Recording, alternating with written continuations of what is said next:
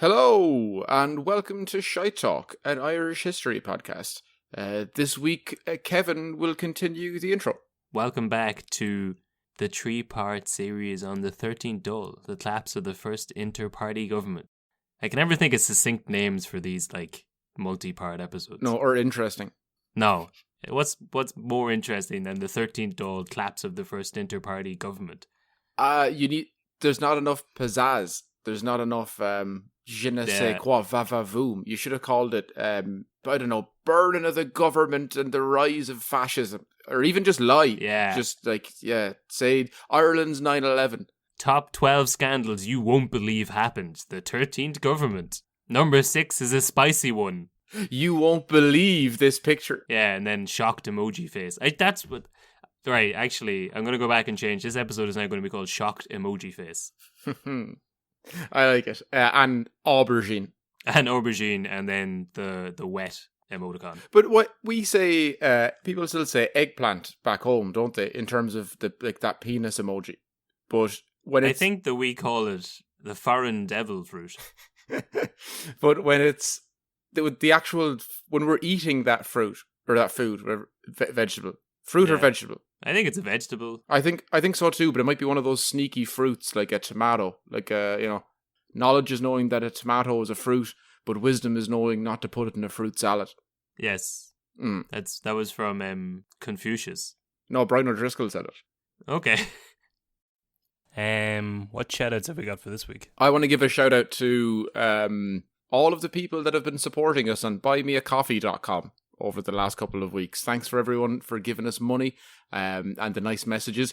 Anyone who hasn't done that, yes, you can do that now. Head over to Shite Talk History at buymeacoffee.com. Sure. I think the first person to give us a donation last week was Mary Sullivan. So cheers for that, Mary. And then we had a message from Jay McDermott, who wanted to know, if you were going into exile, Jason, where would you go? And why? If you had to go into exile, where would you go? Vietnam, probably. I'd go back. Yeah, I'd go back there. No one knows you. It's a bit of crack. There's very little chance of running into IRA members coming to shoot you. I feel like that's. Do you reckon if you were in exile, that's who you'd be in exile from? The IRA? Oh, 100%. It's them or the Hells Angels. I saw a bin this morning. This is the level of conversation we're having now in this podcast. But I saw a bin this morning that had IRA painted onto it, a swastika, and then the word gay. It's like the smorgasbord of 12-year-old preteen graffiti. Yeah. Those are like three, I mean, gay isn't an ideology, but three, facets of society that have wildly differing ideas. But do they have a common through line? I'm not sure, but if you yourself are a gay Irish Nazi, you can write into us at shitetalkhistory@gmail.com. Let us know how you're getting on. How is it out there in the world of gay Irish Nazis? That sounds like a convention that we should be going to. The uniforms would be cool anyway. Have we anything else? I'll give a shout out to my tattoo artist Rossi back home in Carlow from Outer Realm Tattoo. That he's been showing the podcast to customers, sitting down and getting inked up. So that's been fun seeing videos of that. I don't know if I'd want to be listening to me when I was getting a tattoo, but if he says everyone's enjoying it, so it's good. If you do get a Shite Talk tattoo, please send us a picture at Shite Talk History on Instagram. And also in our semi-weekly shout out to another Irish history podcast, go and check out Revolutionary Ireland from Lorcan Collins. That's another really great Irish history podcast. You can find it on whatever podcast platform you're listening to us on. And sure, while you're listening to Revolutionary Ireland, why not give us a rating on whatever podcast platform you're listening to Shite Talk History on? The more ratings we have, apparently the more iTunes will forget the fact that we've got shite in our name, and the old American algorithms will let other people find us. They'll let the shite in. But that's probably it, is it? Also, before we go, I just remembered because I got a text. I'm doing an online gig this weekend coming on the 23rd. Is that a Friday, Saturday, whenever that is? Good. Everyone, if anyone wants to see me do stand up, yeah, it's like a $5 ticket. It'll be online. It'll be a bunch of American comedians in LA and myself. Go check my Instagram, Jason B Comedy. B, just the letter. And then you can buy tickets for that if you want to see me do stand-up for the first time in just like 7 or 8 months. I want to see that. It's going to be ropey. Yeah, that's what I want to see it. I'll be sitting there with my popcorn and be like, ooh, nice inflection, you dick. Yeah, it's like, way to oversell your facial movements. Yeah. Ooh, bit of a trail on sentence there. Oh, that'll be really good. I'm looking forward to that. No, I'm hating it, but it's about time to get back doing something because, God, I miss performing. Yeah. So, anyone who wants to join on that, it'll be, go, all the information's on my Instagram and in my bio. Go check that shit. Cool. So, without further ado, Kevin, tell me the story about the Battle of Baltinglass. This week's story, Jason, is part 2. Last week we covered the time that John A. Costello announced that Ireland was leaving the Commonwealth and becoming a republic after he had a bad dinner with a man from Derry. And this week we'll be covering the second of the 3 scandals from the 13th Dáil, the Battle of Baltinglass. Gather around now, you're in for a story. Old tales of lore, all in search of a glory. The history and mystery of lads, lasses and all. Discoveries and voyages, the rise and the fall. Follow me now as we go back in time. We trace the steps of Irish lineage to find. Joseph from Carlisle and Kevin from Dáil guide you through the ways of Shine's. Maureen Mullen was raised in an orphanage in Surrey after her parents died while she was a baby. She suffered the regular amount of hardship and beatings you'd expect from a 1930s British orphanage until in 1941, when Maureen was 8 years old, she was adopted by Jessie Cook, a successful Irish-born doctor who was living in Leeds at the time. Good man, Jessie. Well, actually, Jason, Jessie was a woman, so wow. Sorry, that's my fault. It's because you said doctor and... Yes. That's just... that is my fault. It was misleading. I should have clarified that it was a woman doctor. Yeah, it was it's a witch doctor. It's the... Yes, like, I assumed that wasn't a thing until the 50s. That, like, a female doctor. Actually, to be honest, yeah, you're right. This is pretty unusual. They don't really talk about it, but yeah. And like an Irish person who's allowed to ascend to the position of doctor and is also a woman. I think there should be a story about her, not about the Battle of Baltinglass. Don't try and turn this around, you piece of shit. It's put down the shovel, all right? Maureen was pretty inquisitive about her birth parents. A lot of the times Jessie was reluctant to talk about her birth parents, but at some stage she brought Maureen to Scotland to meet a woman who had known her mother, but nothing came of it. But in general, Maureen was happy to be out of the orphanage. She was now going by Maureen Cook and enjoying being able to celebrate things like birthdays and Christmas. I know at the start I said she suffered the normal amount of hardship for a 1930s orphanage. That seems unreasonable. That you don't get to celebrate Christmas? You don't get to celebrate birthdays or Christmas. I assume most orphanages are probably run by some religious organization. They love Christ. You've seen Oliver Twist. They won't give you a second portion of gruel. They're not going to give you a birthday present, Kevin. I'm just too soft. Here we are in the middle of World War II, and I'm looking for handouts, looking for little wooden horses with sticks on them. These kids can't. You're right. Yeah, actually, fuck the orphans. Yeah, looking for handouts. They can't even keep their own parents. What are they going to do? Like this. How could they be trusted to have those little hoops with sticks that you can roll up and down the street? Those don't come cheap, I assume. So now Maureen's out of the orphanage now. She's got a big family of aunts. There's 7 sisters of the unmarried Dr. Jessie. 3 of the sisters, including Jessie, are all doctors. Jason, that's 3 women.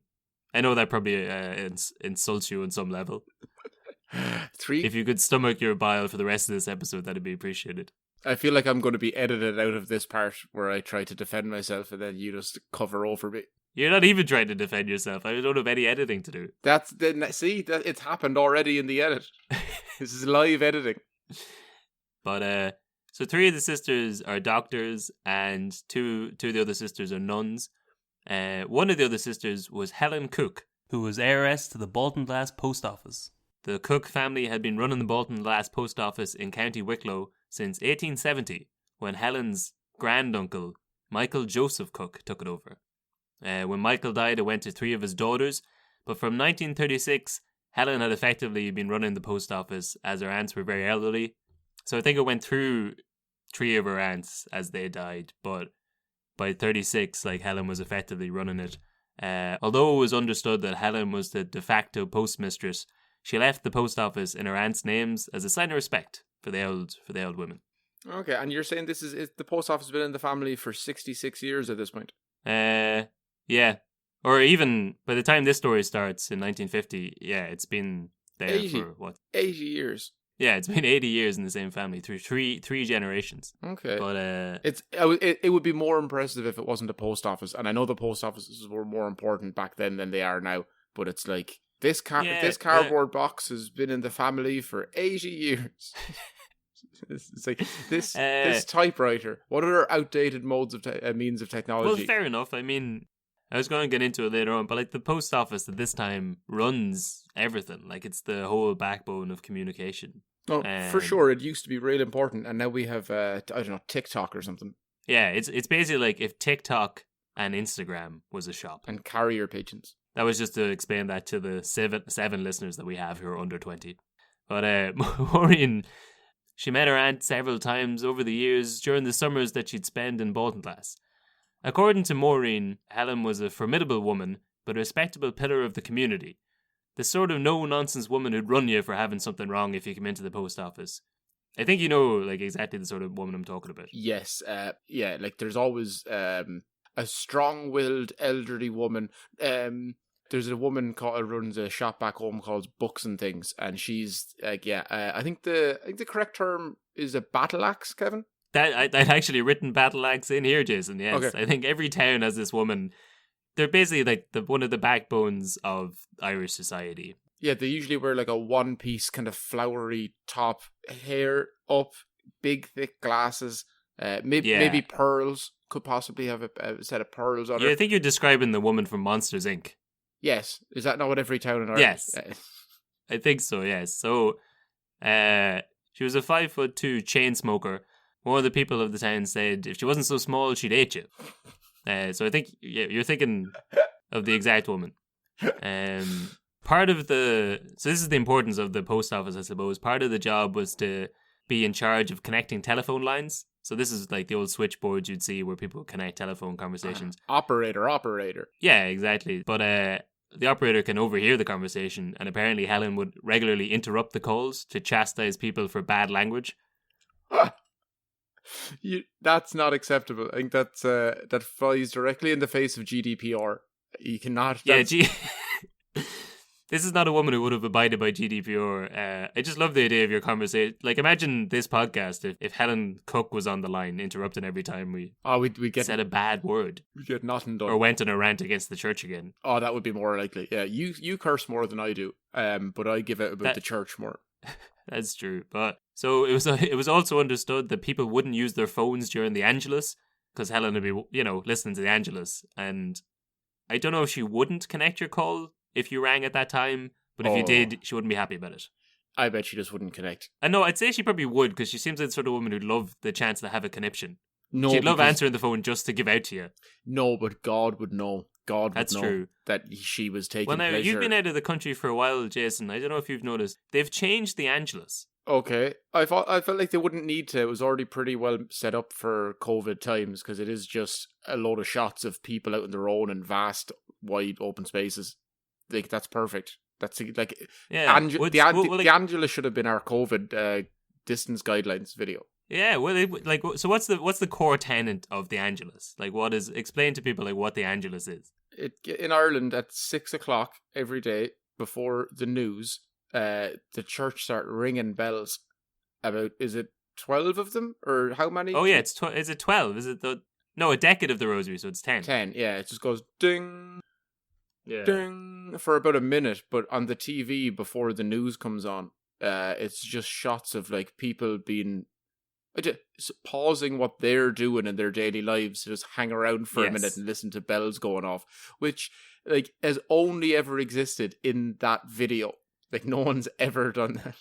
Because the first thing that happens... They all kind of like... But the first thing that happens is that the bell starts going in real life and everyone goes, look, it must be 6 o'clock. It's the Angelus. And they just talk all the way through it. Like, it's not a... Or when was the last time you even saw the Angelus? Who's watching the 6-1 news? Well, I don't understand. I'm watching the 6-1 news now because it's where the delicious COVID numbers come from. But I suppose, as children, it just meant that The Simpsons was on. But a core component of the Angelus was that people would put down what they were doing and then stare off into the distance and think about Jesus. But the new Angelus, I don't know how long it's been running. I've only seen it recently since I started watching the news again. But the new Angelus, they do things. They're doing things. Blasphemy. It's like a sexy Angelus. They don't even look up, Jason. What is it? Do they keep their head bowed in silent reverence? No. They're doing like little things, like they'll be baking bread. It's basically those YouTube channels where it's just like ambient music playing over someone, fixing a broken fiddle, except it's the Angelus. It's ASMR religion. Just Exactly. That's exactly what it is. And I can't believe people aren't talking about this, Jason. It's one of the greatest corruptions of our generation. Yeah, it's truly a sign of the sliding times. I feel like another 10 years and then they just, well, no, I was going to say that we won't be doing that, the Angelus. We'll have the Angelus for like another 50 years probably. But maybe it'll just be, they'll change it as the times move along so that in like maybe 10 years time it'll come to 6 o'clock and it'll just be people raving on pills in the middle of a forest. Yeah. It's only a matter of time before the Angelus is signified by a topless woman looking up from snorting a line of cocaine to slap a child, and then that'll mean that the news is about to start. I mean, The Simpsons is on. It means The Simpsons is on. And it'll be one of the new episodes, Jason, one of the shit ones. But to go back, I'm going to introduce another character now, but Wicklow man James Everett was born 1st of May 1894. He was elected as a Labour Party TD for Wicklow in 1923 at the age of 29. Young. But he left in 1944 along with 5 other people after a supposed infiltration of the party by communists. Oh. I didn't read into that too much, but I imagine all Labour parties in the world around the 40s were like, we're not commies, we're not commies, no. We hate commies. What do you mean you didn't look into it? You read that there was a possibility of a load of commies in the government. And then you were like, okay. No, it was just that the Labour Party was infiltrated by communists. The Labour Party are communists. Yeah. So, it's... So, I don't know. I think they were just, like, trying to distance themselves from... any whiff of communism. As we covered in those episodes on the Russian crown jewels, the Irish weren't too fond of the commies in, like, the 30s and 40s. So... himself and William X. O'Brien founded a splinter party, the National Labour Party. And... so as we covered last week, in the 1948 election, a load of the other parties joined together against Fianna Fáil and formed the Rainbow Coalition Inter-Party Government under John A. Costello, which also meant that the Labour Party and the National Labour Party were back together again after 4 years of being sworn enemies. But even though I think both parties probably have like 5 people in them, and they're both like the same party. Is that just like one of those relationships where like you've been going out for a few years, you break up, it's been a few months, and you're like, do you know what? This isn't great, but it's better than 90% of the shite out there. Do you want to just... come on, bury the hatchet. It's... who wrote that line about, like... the narcissism of small differences? It's just the whole, like, Westmeath hates Meath, They're both the same. The National Labour Party and the Labour Party, sworn enemies, but they're both identical. Fianna Fáil and Fine Gael, sworn enemies. It's the same thing. Yeah, fair. Makes sense. But as part of the new government formation, Jim Everett was appointed Minister for Posts and Telegraphs, which doesn't sound like much now, but it was a big deal at the time. Yeah. Posts and the Minister for Morse Code and Mousetraps. What else were you a minister for back then? Like, was the Minister of Health just a minister for leeches and yeah? What's the? He's a minister for tinctures and ointments. The Minister for Horse and Carts. Yeah. What are we? The Minister for GA. There were no other sports on the island at the time. We had to have 4 ministers for it. It was incredibly important. Yes, yeah. They were all cousins as well. But and everyone would complain that you couldn't get a spot as a TD for the GA because the Taoiseach was only picking his relative. So, and as one of Everett's first actions as Minister for Posts and Telegraphs, he decreed that the post office position could only be passed on to your son or your daughter, not to a niece or nephew. It seems mad that the position could be passed on to your son or daughter at all. Yeah, but I like that caveat that they gave. It's if they said you can give it to your daughter or son, you're like, we're never going to allow that. That's ridiculous, and it's clear nepotism. But if you go, but not your niece or nephew or just some random stranger on the street. No, it's either your son or your daughter. Cop on now. You're like, no, this is ridiculous. Yeah, you saying that it makes it seem like they're doing something to fight nepotism by excluding the... This probably was seen as a hard stance against nepotism at the time. No more nieces and nephews. Uproar in the streets. Like, this is outrageous. How will RTE staff all the positions? RTE will lose half of its employment overnight. Owen McDermott will not have a career anymore. I'd be okay with it. Do you think RTE at the time was just called RE? No, it did. I don't think it even existed, did it? I'm pretty sure, yeah. There was a company called Aaron, and they didn't really do much. They just wrote letters. And then the radio came along, they became Radio Aaron. And then television came along, and boy howdy, they really took off then. Oh no, yeah, the radio service began on the 1st of January 1926. And I know that because I've Wikipedia'd it there as Kevin was talking. Fair enough. But, so this might not seem a big deal to you, Jason. All of a sudden your nieces and nephews aren't... you can't pass on the positions to them. But in November 1950, when the last of Helen Cook's aunts, Katie Cook, resigned from the position after she suffered 2 strokes, everyone assumed that the position would go to Helen, who was in her late 40s or early 50s at the time. But after the post was advertised, Helen got a letter to the post office addressed to herself, telling her that the job was to go to Michael Farrell. Oh no. Michael Farrell was a 27-year-old lad from the Farrell dynasty. Farrell's family ran a local pub, the grocery, the butchers, and the drapery. And more importantly, Jason, his father was a political activist who helped Jim Everett's election campaign in Wicklow. No, hold on a second. Did you read the word dynasty when you were researching this and say, oh, okay, I'll use that word as well then? Or did you read what that family had done or what they had owned over the years and went, yes, that equates to a dynasty? Like that's a dynasty. Think of what the that's an Irish dynasty. There's 2 types of dynasty. There's vases and culturally synonymous important works of art and war. I suppose owning land, controlling a vast amount of people, or you can hunt ducks. And outside of that, you need to have a different word for it, Kevin. No. Well, they've just got a stranglehold on the economy of a town. They're like the dude from Roadhouse that Patrick Swayze has to go and beat the shit out of, or the the Potters from It's a Wonderful Life.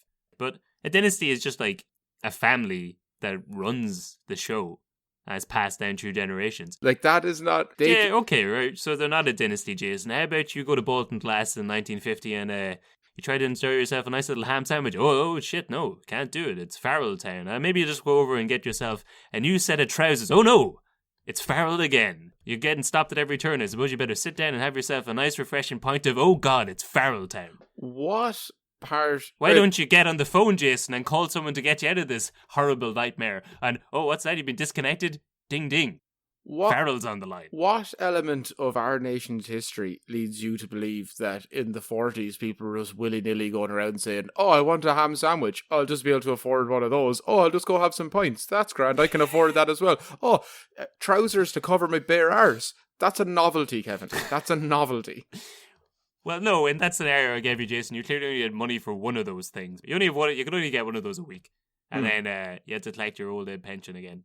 But, well, so John B. Keane could have written this story, you know, much like the way every town has a Helen Cook. Every town has a family that sort of owns a thriving pub, and then a cousin owns like the butchers, and then another cousin owns the nightclub in the town. Yeah.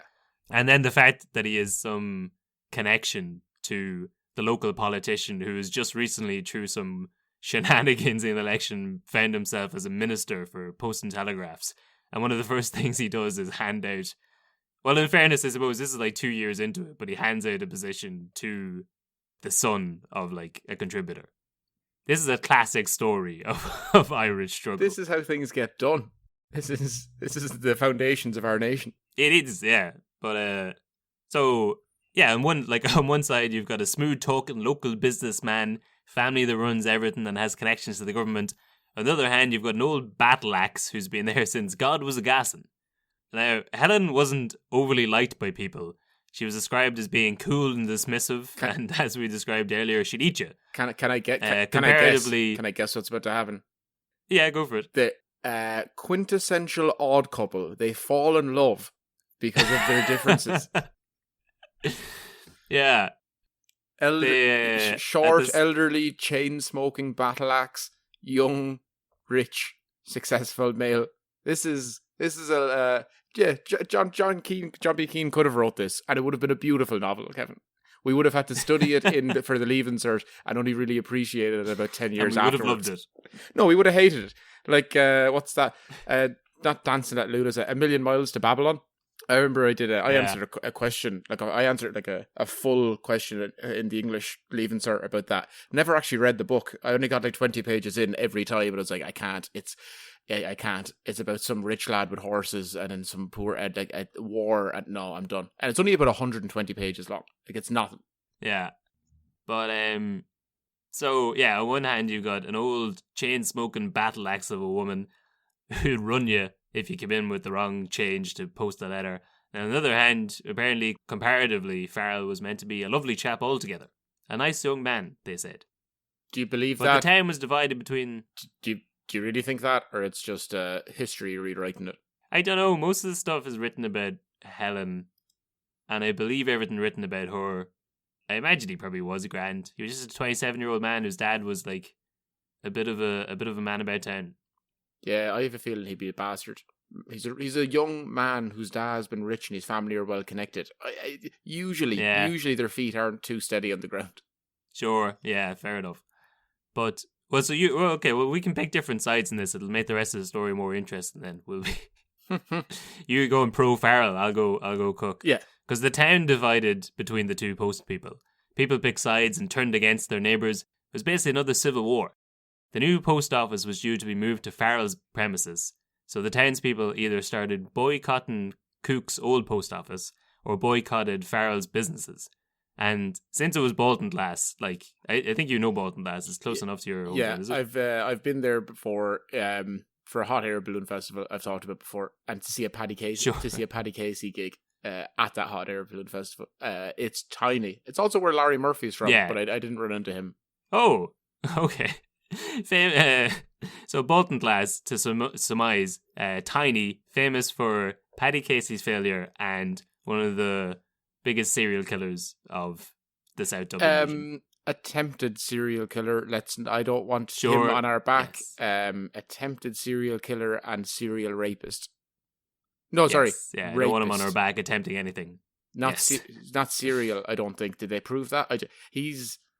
I'm not. He just lives way too close to my family for me to say anything about him.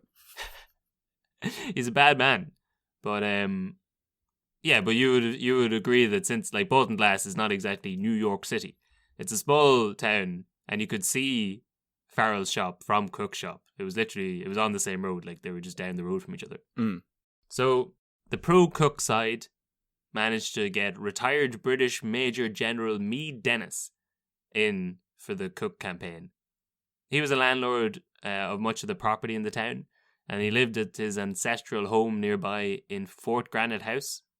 Do you know it? I've never heard of it, but I do like that name. It is a good name. I never heard of it. It's just some old manor house there. He was persuaded to chair the first protest meeting. The pro-Farrell side announced him as a Cromwellian rancher, which... It's a good insult. I mean, if you're a British Major General and you've got an ancestral manor home in rural Ireland, you didn't get that from Lotto winnings. No, because that money is held specifically for GAA pitches. Yeah, exactly. And you wouldn't be fans of those. But another one of the leaders of the Cook campaign was local publican Bernie Sheridan. He'd drive around town with a loudspeaker attached to his car, trying to rally support and get people to the meetings, starting every message with Baltinglass calling. This is Baltinglass calling.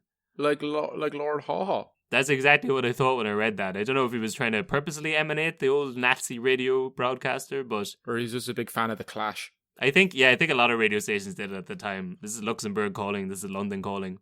But this was Baltinglass calling, and he tried to call all the townspeople to meet and rally together to support Cook.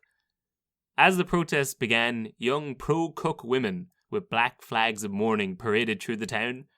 So this is already very dramatic. And Farrell supporters mounted a counter-demonstration in the form of a torchlight procession and a meeting at the town hall. As the protests progressed, shops were asked to turn out all their lights in the buildings and close up their businesses during the marches for a bigger impact. And if they didn't, those shops would be boycotted as well. Wow. That's a big culture of fear. That's not really...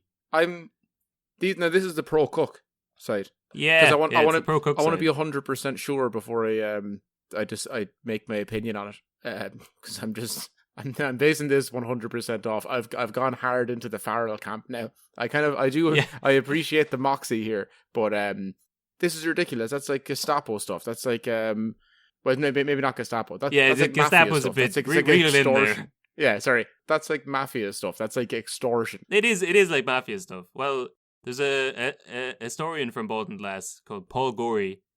He remembers his father's chemist shop being boycotted because his dad wouldn't close his curtains during the protest because he wanted to stay neutral. Gorey believes that the Farrell family were unfairly demonized because apparently they were known as being willing to give out credit to hard-pressed customers. According to a few of the people from Baltinglass, the Farrell family was owed a lot of money but would never look to collect it. They basically sort people out with a bit of meat or something from the drapery if they were down on their luck. And what now? Okay, so they're good people, kind Samaritans. And, I can and see all you, the, this is just pro Farrellite propaganda, Jason. Well, what did Cook ever do? She was a steady hand at the post office for decades, listening in on people's private conversations, screaming at people, smoking. That's not good for people. Secondhand smoke kills lots of people, Kevin. It's worse than first-hand smoke, I've heard. That's true. And to top it all off, she's a woman. This is possibly the worst crime of all, and we're not even talking about it. But it's 1940s Ireland. Woman. I don't understand where your reservations about Farrell's his new tenure as the head of post office. Here we are in 1950 Ireland. She's a woman running a business, and she's got 3 sisters who are doctors. Who's looking after the husbands? One of the sisters is an adopted daughter. There's no man in sight. We're going to have to put an end to this. Now, 2 of them are nuns, which I do agree with, but the rest of them, it's an abomination. Yeah, no, fair. Nuns allowed to be... Yeah, you don't see male nuns. But what... They're called priests. Yeah, no, but you've got to go to theology school or all that extra shit to be a priest. But what if you didn't want to be a priest? What if you just wanted to be a nun? I think you can be a monk. Is that the same thing? I think that's the equivalent. I don't want to shave my head and get fat. That's my COVID plan. But... that was your COVID plan. Stadia. I just have to shave my head. But, well, all right. Now that your side has been chosen and committed to record, I'll tell you what Helen Cook had done. Not just for Baltinglass, Jason, but for her country. Because as the battle for Baltinglass post office heated up, things got dirty. Old family secrets started coming out about the participants. It was revealed that Helen had studied to be a nun when she was younger, but she left the convent to become a Sinn Féin courier during the War of Independence, and she delivered IRA messages on the back of her motorbike and helped to run an illegal newspaper. Okay, so she's out there breaking the law, right? Spreading misinformation. This young floozy. Yeah. On her motorized bicycle. What's wrong with pedals, I ask? Yeah, and like we said last week, what if she hadn't have done that, Kevin? We could have escalators and a underground railway system. So really, what are we talking about here? What are we actually talking about here? A woman who gave up the way of the cloth to go and ride around on a motorbike, which is basically like a vibrator on wheels, and then deliver messages during wartime. Yeah, a loose element. Now, I don't ever want it to be said that I double down on something just so I don't come across as being wrong in an argument. Yeah. But You'd rather be morally wrong than admit defeat. But so go on. Yeah, I think now, in hindsight, having heard a little bit more about her life and what she had done for the nation, I think that she should be appalled with her actions. I think that she single-handedly set us back as a nation by about 40 years, and that's a conservative estimate. And I don't think in terms of technology and public services, I think that she actually, one of those messages she was sending around was saying, we should probably think about direct provision as an option for these foreigners. I think... Did you not? Is that not? I saw it in your eyes. I saw that you weren't telling me that, but I could. Yeah. So she's handing messages during the War of Independence. But what do these messages say? Yeah. What if these messages are all like? Well, I don't know. I was going to say pro-British. Would I have gone down that alley? Yeah. They're all the messages say. Here are the names and locations of my comrades. She was actually a notorious tout. I don't know why. She was just flying around the country on her motorbike, giving away the names and locations of all these IRA brigades. And she had all that information because that's what she was doing as a telephone operator. She was just listening in to all the RA boys and then going off to the English and handing over all of the notes. This is Kevin. You should be ashamed to have brought such a fucking bitch to the podcast. Yeah, she's essentially the NSA. The national what? Is that the secure? No. Yeah. The NSA was they were like the bad guys from the Bourne films, but it's the American organization that was listening in, the Patriot Act people. Ah, right. Yes. I don't know, National Security Agency? The guys who listened in and everything. Yeah, I'm trying to think. So yeah, okay. On one side you've got Michael Farrell, upstanding young man from a good Catholic family, good Baltinglass family, and then on the other side we've got this loose woman, essentially the NSA in human form, flying around the country, and she's probably going out there kissing boys before she's been married. We already know she's a smoker, which means that she's got no conscience for her fellow man. Yeah. And in fairness, it was the 50s, and the medical advice was to smoke. Yeah, 20 a day keeps the apples away. Yeah, no one wanted to eat those apples, but. So on the 30th of November, 1950, the head post office sent down 10 men to try and transfer the telephone cables from the Cook office to the new Farrell office. The men started digging up a trench for the wires, but they needed access to a series of switches under a giant slab in the centre of the town, and they found an angry mob of Helen Cook supporters there waiting for them. So the locals took turns standing on the concrete slab covering the cable junction, which meant the workers were able to dig trenches to the new office. But without access to the slab, they weren't actually able to switch over the wires. And who had access to the slab? Well, they would have. It's just that the protesters are standing on top of it, so they just can't. Oh. It's 10 men. But we'll just push them all over. You push over one, 2 more pop up. They're like Hydra. No, it's just push people over and they'll forget about it. Like, just target elderly and weak individuals first to set a precedent. Yeah. And then everyone else should subside. I think, that's the modern, push them out of the way and then have the news media talk about what were they doing there in the first place. If they didn't want to get knocked down, they shouldn't have been standing on top of a slab. But, so one among the protesters was Daphne Lawler, who was the wife of a local farmer, but also better known as the cousin of Queen Elizabeth. Ooh. So apparently she was a local. Okay. Why? Yeah, I don't know. I guess she was connected to the royal family and then thought, you know what, I'll go and live in Wicklow. Yeah, but if you were going to do that, it wouldn't be Baltinglass, it'd be like Bray. I suppose back then, this is probably what ruined Baltinglass, Jason. Baltinglass is probably the top town in Wicklow. Which reminds me, I remember someone told me a theory before that if there's a town that has the same name as the county it's in, but it isn't the biggest town in that county, it's a shithole. Example, Wicklow Town. Gotcha. But is there also a caveat? What if there's no good town in that county? And you're... Yeah, that I suppose. What are you saying? Are you saying as a caveat for Carlow Town, there's no good town in Carlow, so it doesn't matter? Yes. But also Carlow Town is the biggest town.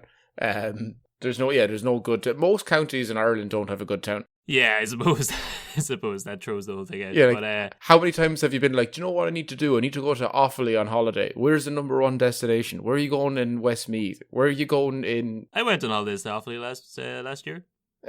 You're a sad prick. That is true. That is true. I went to see the...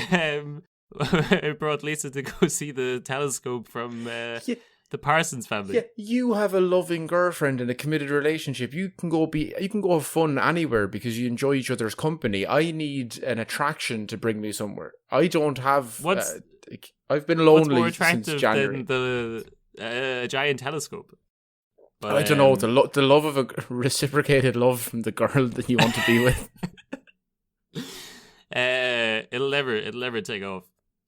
But So Bernie Sheridan, who was the local publican who'd strapped a loudspeaker onto his car, he passed the news of Daphne Lawlor onto the Irish media, and soon the Queen's cousin became like a big media item. Sheridan also rigged up a siren over his pub that alerted the protesters whenever the post office tried to make their next effort to transfer the cables. The way you said the way you said the Queen's mother, the Queen's cousin, just made me think of like a lot of phrases. Like if you called someone, sure. Like that woman over there is like, "You're a woman. That's the Queen's cousin. That's the cat's mother." Like that's you're the Queen's cousin. Like I don't. It sounds too. Well, if it isn't the Queen's cousin, yeah. Oh, he's got a visit in from the Queen's cousin. There means he's being dragged into AA. He's visiting the Queen's cousin. Auto insurance. Yeah, he owes the government thousands of euro. Because I think that is one, like he was a guest of Her Majesty, is like polite speak for he was in prison. Yes, like a government artist on the dole. Yes, yeah. But so this guy Sheridan has like rigged an air raid siren up to his pub to alert everyone. Like every time the post office people try to go down and like open up this slab to switch over the post offices, he sets up his air raid siren. Everyone thinks we're getting Dresden. Yeah. Yeah, I suppose this was during a time when like everyone would have just lived through World War II, and he's like, you know what's the equivalent of being bombed by the Luftwaffe? This post office being switched over. Hey man, look, Ballyrush and Gordon. Damn the Farrells. Give me the Nazis. How is this not the setting for Patrick Kavanagh's epic? Like this should be it. Yeah, it pretty much is. Like this is a story. This is the most local story I think we'll ever have in this podcast, and it's great. It goes all the way to the heart of government, and also, Jason, for whatever reason, it goes international. Reporters start coming from around the world to report on the Battle of Baltinglass. Around the world or England? Yeah, no. But one of the first there was a Canadian reporter by the name of Lawrence Earl. He later wrote a book about it called The Battle of Baltinglass.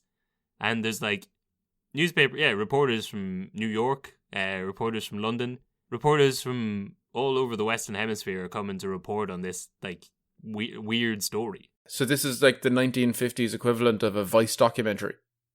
They're coming over. Yes, basically, yeah. Everyone's trying to get the scoop on this. But like, I was listening to like these reports of it, and they've all got that like transatlantic radio voice that was sort of in vogue at the time. And there's one guy talking about like, once in a generation, people are stirred up to revolution in anger at the treatment of an individual by the state. And he like compares it to the Dreyfus affair, which the woman from Seinfeld. No, the other Dreyfus affair. But like they really drum up there like this is the once in a generation. Like, this is going to bring a nation to its knees. This is going to root out corruption. Here we have a woman being thrown out of a post office. It's international news. It is the sort of bullshit, like the bullshit thing that does make international news. Yeah, like a cake shop that won't make like a wedding cake for gay people. You're like, this. Yeah. It's like, okay, we can make a big deal out of this, but also there's a lot of countries around the world that it's legal to just kill gay people. So. Like, this is could we maybe figure something out about that first before we like start attacking Muslim people who come on. Fair, yeah. Or there was one in Northern Ireland that wouldn't bake a rainbow flag cake for a gay wedding, and that became a big court case. Yeah, but because I always get confused with there's that one, and then there was that famous cake shop in America, wherever it was, but like it was like Muslims who were like, oh, for our religion, we can't do that. But here's the name of a bunch of cake shops that we know and respect, and they will bake you your cake. And they were like, that's not good enough. Internet. To the internet. But, this was basically the internet of its time. But, so obviously, as we've described before, Baltinglass is a small spot. So, when all these reporters, photographers, and journalists come streaming in, there's no room for them. And of course, like, every man jack in the town with a spare bed or, a bit of straw they can throw on the ground is all of a sudden trying to, like, rent out rooms. It was the Airbnb of its time, I suppose, where people are just trying to, like, these big city New York journalists coming down and like, oh yeah, I got a bed for you down here. Don't mind the cattle. Just sitting amongst them. They're tame enough when you get down there. It's like the ploughing championships. It is like the ploughing championships, yes. All of a sudden everyone becomes a licensed hotel manager. But so then how many are after coming over? Is it's upwards of 20? Yeah, it's like a good few. I didn't have an exact number, but it seems to be like a fair few people. Like once the story takes off, more people come into like reporting it. More than the houses there are in Baltinglass, I'd say. Probably. It's not a very big town. No. I saw I saw it in like 2014, not 1954. It probably hasn't changed at all. In the 50s, when you'd go to play an underage soccer game, where there's just a load of old men smoking joints and screaming abuse at 12-year-olds as well. Yeah. Okay, nothing's changed then. Did some little shaved-headed lad called Bubbles call you an F word as a?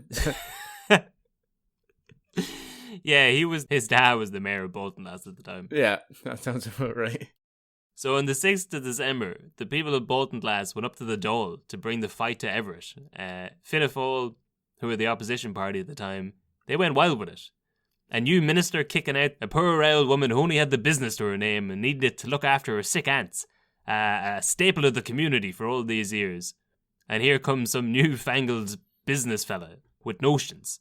Probably has a shirt and a tie, Jason. Is this the basis for the field? This is basically the field. Mm. And Roadhouse. Except it's not. You don't even need someone as exotic as like from America. This is just someone from the other side of the street. Yeah, it's just you're in Ireland, but you have money. Yeah, might as well be a foreigner. Yeah. So things got pretty heated in the Dáil. Fianna Fáil Minister Patrick Smith called Everett a low-down stinking rat. You can read the transactions. If you go onto the Oireachtas website, you can read the transactions from the 6th of December Dáil, 1950, and it's pretty good, but I've got a clip of it here. You lied today at question time, so I want to know now. Withdraw that statement. I will not withdraw that statement. He denied it at question time today. You, Mr. Everett, lied against your predecessor today. You're a dirty, low-down rat. If I go across there, you will... Take your medicine now. Take the answer now you're getting it. I want no explanation. Send for the guard. The deputy must leave the house. It's time to have a showdown with you too. I will name the deputy. I do not care whether you do or not. You are a partisan and have been a partisan for the past 3 years. You are a political hack for the time you've been in that chair. We will not stand for disrespect of the chair. Low, listen to Pontius Pilate. Deputy Smith should leave the precincts of the house. Oh, you put me out. Deputy Smith has not left the precincts of the house. Call the sergeant at arms.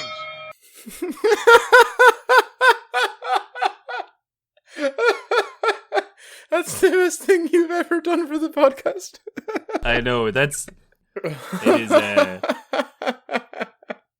I'm dying. So that's I really wanted to believe that was the actual audio from the Dáil, but I'm pretty sure it's just a reenactment. It's taken from Joe Carney's The Battle of Baltinglass documentary for RT1, but that is a reenactment of the actual transcript from the Dáil. So that's Fianna Fáil Minister Patrick Smith there, who sounds like a weasel incarnate. Like if this was a Disney film, I'd imagine he'd be played by some sort of possibly a stoat. Yeah, or some kind of a ferret or something. Something that You are a low down rat. And just the I like the guy. for, I like the Pontius Pilate line is fantastic. That was a great line, very good. Earlier on when they would call him a low down or whatever it was, but then they just followed up with mean.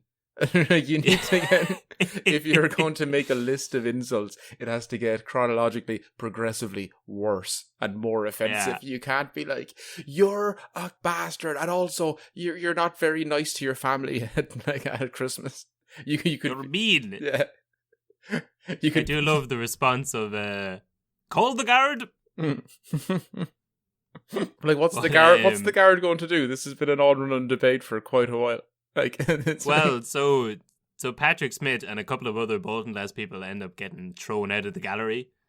And so, yeah, that man you heard in the audio there, Patrick Smith, holds the distinction of being the longest-serving TD in the history of the state. He made it 53 years. Jesus.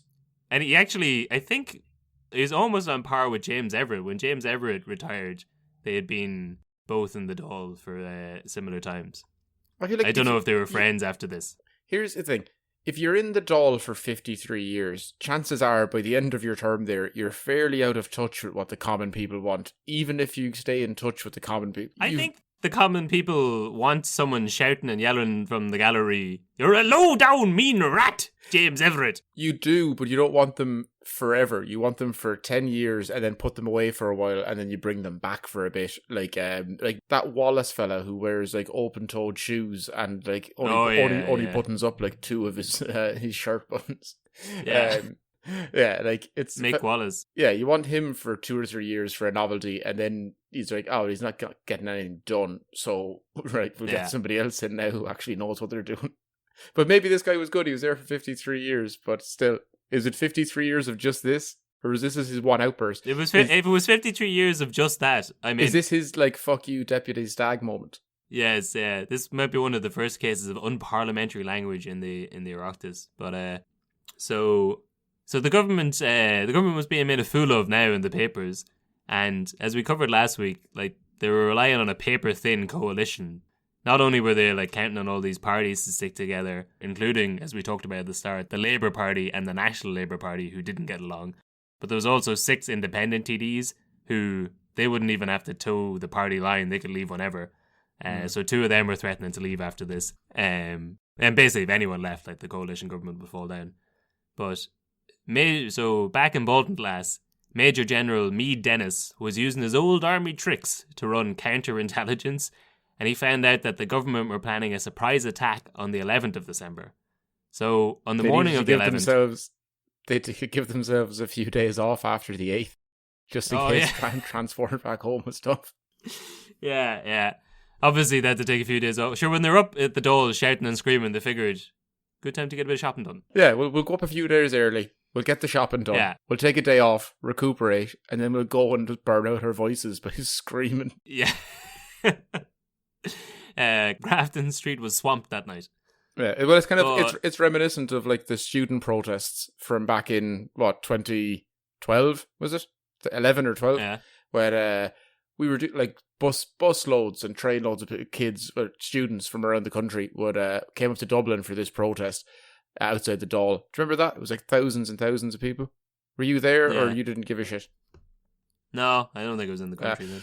I went down anyway for the crack because I was like, I was pretty happy. The government were paying for my college and giving me a grant as well. So I was like, I'll go down and complain because everyone else is doing it and there's free t-shirts. Yeah. But like really it was just because everyone was going for pints. Like my brother was on a bus that came up from Carlow. And he got there. He's like, "Oh no, not at all. Sure, I didn't go. It was €2 to get a t-shirt and a bus up and down to Dublin." So everyone went up, wore the t-shirt, and just went out drinking. I met him in Burger King. It's great. Fair enough.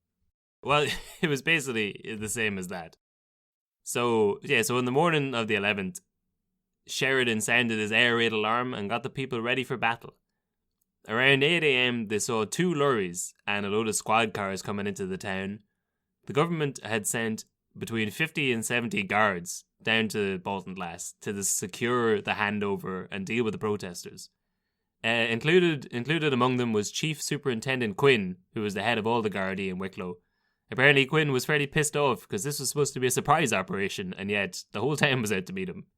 And they had to bring in post office men from Waterford and Carlow because no one would do it locally. Luckily, they could rely on the good old picket line breakers of Carlow. Hey, and Waterford. Yeah, but I only threw that in there as a token. We all know they're from Carlow. It's the Carlow men Carlow. were jumping at the opportunity. Waterford is the Carlow of Munster. Yeah. That's the sign on the way into the place. But so the people rushed the Gardaí and the post office men. There was sleet coming down, Jason, and tensions were high all day. But backed by the 50 or so Gardaí, the linesmen succeeded in transferring the post office, and Michael Farrell took over as the new postmaster of Baltinglass. Postmaster General. So he was the postmaster general. So let's all just bear in mind that this is to become the postmaster of a town of, I don't know, It couldn't be more people. than... Yeah, I was going to say it could not be more than like 1,000 people. Yeah, I think maybe it was 800 people at the time, but these are the stakes. Immediately afterwards... I'm into it, Kev, because it's like, till Homer's ghost came whispering to my mind, he said, I made the Iliad from such a local row. Gods make their own importance, Kevin Larney. That's, yes, thank you, Jason. If anything, Kavanagh probably could have done with writing a little less local stuff. I think he wrote a poem about my great uncle or something, because which is probably the most unadvised thing to do if you're a poet in small town Ireland. He spent his time writing poems about his neighbours. Oh yeah, you can't do that. No. That's the bastard Brennan was in the shop again today, looking for 2 pennies to rub together to buy a loaf of bread. I ran him, and then you'd publish it in the newspaper, and then Brendan would come around and smack you in the head the next day. And then he was wondered, and then he was like, I don't know why everyone hates. Why am I not invited to the dances in Billy's barn? Remember the Yes. Basically all of his poetry was born out of the fact that he couldn't get the shift. But immediately after this, Helen Cook told the papers that she now planned to set up her shop and head over to England with her Aunt Katie. She said she couldn't support her now with any job that she'd be able to get locally, and if she was to set up a business of her own, she'd only be competing with the locals who'd helped her out. Mm-hmm. Pretty honourable. I'm sure you think that it's a low move. I think running away. I think it's cowardly. Yeah. I think she's a low down, dirty, mean rat. I think that she should be ashamed of herself. And Call the guard. Because I think that realistically what we know here is that Farrell is going to be an amazing Postmaster General, but what he also needs is that push of a competitive streak. He needs someone to push him to become the best Postmaster General possible. He needs someone to push him every inch of that way, a really true competitor. Yeah. And she's just she's let him down here, and thus let Baltinglass down. You think he should just hang around and be his Moriarty? You should just be his foot, push him to the next level. Yeah, but instead, here she is threatening to run away. Yeah, like did the Joker ever run away? No, you're right, Jason. Yeah. I'll say this of Helen Cook. She was no Heath Ledger. I don't think she could have pulled that off. I know. I think she could take a lot of sleeping pills if she needed it. The anti-Farrell campaign was only getting started. As soon as his post office was set up, it was picketed and boycotted by some of the townspeople.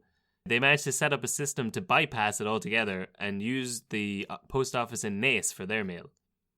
Which, things are getting desperate when you're going to Naas. Yeah, it's a while. What are you going to say, because of the distance, or just because you're going to Naas? Because it's Naas, you know. Okay. Yeah. And that was even before they had that weird ball thing to look at before you're coming in. I do like that. That is fun. It is great. But so within a couple of days, the main telegraph line was severed on the way into Baltinglass. And soon after that, 4 telephone poles were found sawn down. Oh. What? So, no one's quite sure who did it, but pretty much as soon as Farrell set up his post office, within a couple of days, people started chopping down telephone poles around Baltinglass. Yeah, I can tell you who it is, Kevin. I can tell you who it is. It's the it's the work of a coward. It's the work of someone who's not willing to stand up and say what they need to in a public place to actually, or just to set up their own business and to, because in fairness, look, 2020, it's a different time. It's hard to set up a business now because of COVID. But like back then, if she really wanted to, she could have set up her own business and then ran him out of town just through the quality of the work that she did there. She didn't want to be a direct competition to her local people to get her to where she is today. She was an honourable woman. On her behalf, the General Meade Dennis, who sounds like a bit of a madman, he tried to get his wartime colleague, an aerial photographer called Norman Ashe, he tried to get him to drop letter bombs on Leinster House. He wanted to have him fly over Dublin and throw a load of leaflets down. I was going to say, at that time period, I don't know how popular flights were in Ireland. If like an aerial photographer is kind of like, that's like a suicide mission. You're like, somebody shoot it down. Yeah, just take snaps as you're falling down. Well, so the two of them discussed the legality of it and realised that it's probably not legal for several reasons. So instead, Ash flies over Dublin shouting pro-Cook slogans out of a loudspeaker. Like what? They were different times, Jason. But what do you know? Do you know what the slogans were? Get rid of that Farrell bastard. He's a low down stinking rat. Oh, I thought they were. Oh, you mean actual horror? I thought meant more like nutritional information. Or like, yeah, 1 cup of rice to 2 cups of water. Olive oil has a higher burning point than vegetable oil and actually doesn't taste as well and loses most of its nutritional value when you heat it up. But these are interesting times. Imagine you didn't, I know this is in the national news, international news at this stage, but imagine you didn't know what was happening in Baltinglass and some mad bastard was shouting at you through a megaphone flying over Dublin about a post office in Wicklow. Or even if you did know what was happening and then you went home to tell your wife what you'd heard, an update in the new Baltinglass case, a man from the sky shouted at me that it's not over yet. Farrell might be in the big house, but we're not letting go. We're going to fight him tooth and nail. To be honest, it doesn't surprise me that much just because in like recent years it's become kind of a trope within like angry football fans that like they'll, during the time of a game, like when it's happening, if they want a manager sacked or they want a message sent out to the owners, they'll hire a plane to have a trail along message behind them that says like Moyes out, like fire David Moyes. Sure. Well, I feel it's the 1950s equivalent of like getting your opinions from a podcast. Like, and you can't even remember where you heard it from, but you find yourself in the middle of an argument, you're like, I heard recently that Farrell, he's a bit of a shady character, he shouldn't have taken over, and then midway through you realise that a man shouted it at you from a plane, / you heard it on a podcast, but you can't admit that. You have to be like, I heard it from a credible news source, and then you just say, I read it in an article. I hope that nobody uses our podcast. Like, I hope that doesn't happen where someone hears something, it gets lodged in their brain as a fact, and then like 2 months later they're like, no, I actually heard this on a, and then like you scroll through the Rolodex of information in your brain and go like, oh, it was Jason doing a bit. Yeah, but you're already halfway through the argument, so you can't back out. Yeah, so you just double down. Yeah, I think it's probably better to be like, oh yeah, I heard it from a man shouted at me from a plane while he was flying over Dublin, and you know what, I believe that man. But so by the 15th of December, more telephone poles had been cut, and now all communications were down going into Baltinglass, so there was no way to contact the outside world. Much like Baltinglass today, they have very little contact with the outside world. Much like current Baltinglass. So since Dennis Mead was a landowner, he owned a lot of land around the place, he started to threaten the Farrell family with eviction based on new border lines that he'd suddenly found.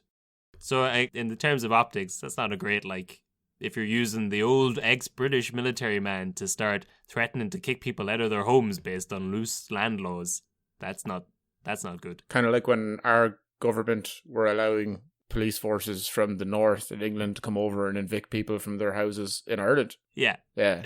It doesn't look good. No, just optically. Real bad. Yeah. So on the 20th of December, around 11 days after he got in the position, the Farrell family could take no more, and Michael Farrell wrote his letter of resignation. The post was re-advertised afterwards, and this time Helen got the job. Hey. Although it would have been great if someone else applied for the job. No one with any backbone in that town. So it took a while to get through officially, and it was on the 26th of January that Helen Cook was officially given the position of postmistress of Baltinglass. Nice. So the Farrell family couldn't hack it afterwards. Their shops were still boycotted after everything had finished. They became pariahs in Baltinglass, and they left shortly afterwards and settled in Rosslare. Now technically he's the yellow belly. There you go. Well, he really ran off to Rosslare. Yeah. So is he the origin of the Wexford yellow bellies? I think he was about 200 years afterwards, but yes. So this is one of the scandals that brought down the coalition government of the 13th Dáil. So they've been around for 2 years at this stage. One of the main issues people had with them, one of the main issues they had as a government, is that they're all fresh lads. Most of them hadn't held ministerial positions. So Jim Everett, who was over the Telegraph and Post position, he'd never been a minister before. And neither had a lot of the other ministers. Whereas, compared to that, Fianna Fáil, who were in opposition, had years of experience in government. They spun this whole event as a classic case of them boys up in Dublin telling the good, honest people of Ireland what to do. There was an opinion piece in the Nina Herald that made the comparison to the old British government that would rigidly follow regulations set from Westminster with no regards for the wants of the Irish people. So this is, I guess, classic Fianna Fáil tactics even now, where they're like, we really know what you want. Here's these boys up in Dublin trying to set rules, giving away post office positions to young upstarts. Sure, he might be a nice guy. Sure, no one might like Helen Cook, but that's not how things are done here. If it happens in Baltinglass, it could happen anywhere. And that's basically what the whole thing was about. But so this shows, this sort of presses on the cracks that are already in the government. And it's 11 weeks after this, after the mother and baby scandal, that the 13th Dáil collapses. So this is very much teeing them up for failure. I don't remember this part. They never referenced this when I was studying this for the Leaving Cert. No, this is a relatively small event. I mean, it's a really, again, it's about which side of the street the post office for Baltinglass will be on. But I think it is one of those things where it's just a matter of moral principle, you know. It was very black and white. This is just the way things were done. In many ways, it's very much at odds with what would happen now. Like, sure, people might like Michael Farrell more. Sure, he might be like the more palatable option. It might be easier to get along with him. But that's not right and proper, you know. Helen Cook had put in the graft. She'd been there looking after her aunt. You'd take her as the post office mistress and you just suck it up. They weren't looking for an easy life. They were looking for the right way of doing things. It's honourable. It's kind of honourable. It is honourable. Kind of there going like, fighting so that every single time you have to go to that post office, you have to deal with an absolute nightmare. Exactly. Yes, you're fighting. It is. You're fighting against your own best interests for what you believe is right, which is, you know, it's a decent thing to do. And then that is sort of at odds with this, or at least as Fianna Fáil spun it, like this new inexperienced government who aren't the government of the people, who aren't the government of the men and women who sit down at midday to eat their potatoes and meat, you know? So Helen had weathered the storm and she remained on as the postmistress of Baltinglass. In 1960, her niece Maureen, who we talked about at the start of this, she moved out to Australia to study nursing.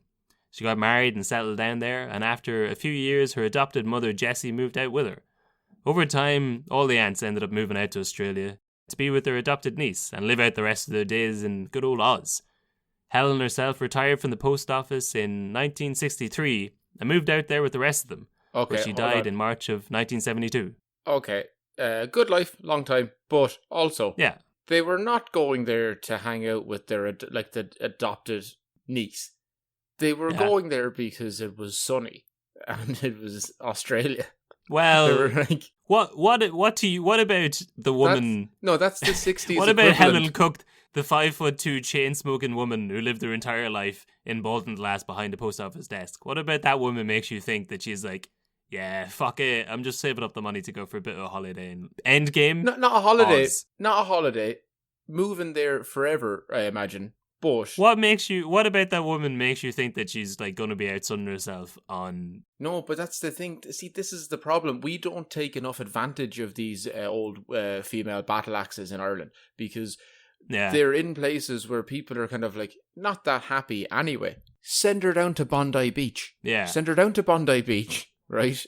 in her full length dress, fag hanging out of her mouth. Glasses on, hanging around her neck with the pearl necklace around it, and then she's out there just screaming at people, going, "Would you ever put your top back on? For God's sake, would you cover up? People back home would be disgraced." And they're like, "I'm from Australia. You're a fucking don't talk to me like that. I'll tell your mother. My mother lives 4,000 miles away on the opposite side of this giant continent." Like, that's where you need her. You need her just down there ruining the lives of surfers. Yeah, walking along the beach, lifting mobile phones at a young Irish people, talk to their parents back home being, "You should see what she's wearing down here. It's an absolute disgrace. I'm sure you wouldn't have let her walk around like that back home in Baltinglass." The language coming out of them. See, that's what we should be doing. That, like, we should have an Irish woman in every corner of like Las Vegas, New York, definitely down in Manhattan. Like, just wherever there's fun in the world, I want to see a 60-year-old Irish woman, like haggard woman, just give it out about monotonous shite. Well, Yeah, she mightn't. There's one more twist left in the life of Helen Cook. Jason, Go if on. you're quite done painting her into a corner. So she died in March of 1972. But back in merry old England in 1985, Maureen's uncle Michael, his wife, was on her deathbed. So this is Maureen's aunt by marriage, I suppose. Yeah, because adopted that's marriage. so it's her cousin, the cousin's uncle's wife. Is that right? No, so Maureen's adopted, but this is Maureen's adopted mother's brother. Okay, gotcha. Wife. Yes. Yeah. So that woman is on her deathbed. And before she dies, she wants to get something off her chest. And she divulges the Cook family secret to her daughter, Gil. Gil then flies over to Australia to tell Maureen the secret that her now dead aunt Helen Cook of Baltinglass, was actually Maureen's birth mother. That's a suitable reaction. What?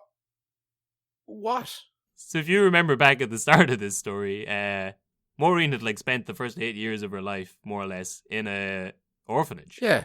And then had been adopted, by the seemingly just kind-natured doctor Jessie Cook. Her aunt. Whereas in reality, Jessie Cook was her aunt. Oh my. That is 8 years. 8 years she left her in an orphanage. Yeah. And who was the dad? Was it Farrell? They don't know. Yeah, Farrell was the dad. You called it at the start, Jason. It was actually an unlikely love pair.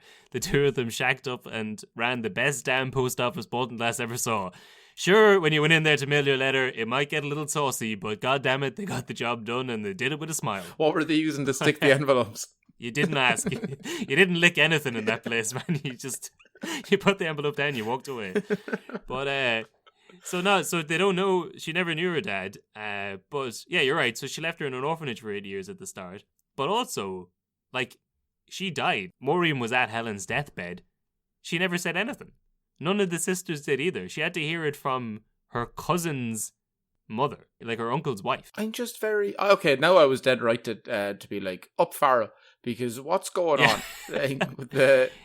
Well, so she got pregnant, and she's got 1 million sisters. Why doesn't... one of those...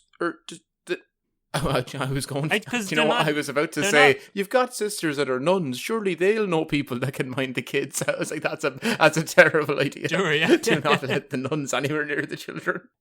In that sense, she did dodge a bullet. But, so it seems that Helen Cook, while she was in a convent, becoming a nun, she got pregnant. I think it was an insurance salesman or something. But she got pregnant at a young age. Oh, yeah. Basically... She was in a convent as a nun.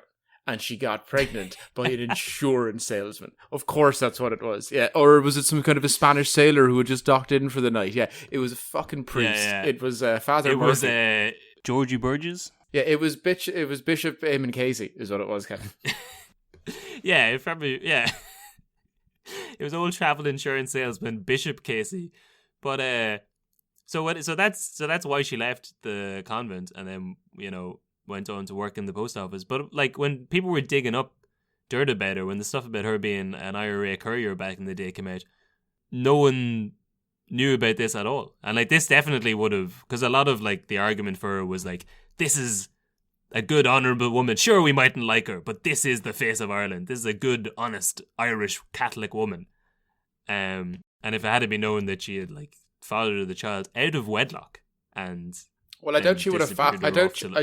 I doubt she would have fathered the child, Kevin. That would have been very impressive. A different story altogether. But she mothered a child. But I think it's mad that so a lot of this story comes from Maureen Cook, the niece. Maureen, I think, might still be alive. I listened to a documentary from RT from about 4 years ago, and she was alive and living in Australia. And she wrote a book called My Bastard Mother. She wrote a book called Mother in the Shadows, where she talks about all this. So also, as a child, Jessie had brought her to Scotland to meet someone who knew her mother. And that was all just a wild goose chase. Yeah, Jessie just wanted a weekend out in Edinburgh. Yeah, we're going on the lash in Edinburgh. We might find your mother up there.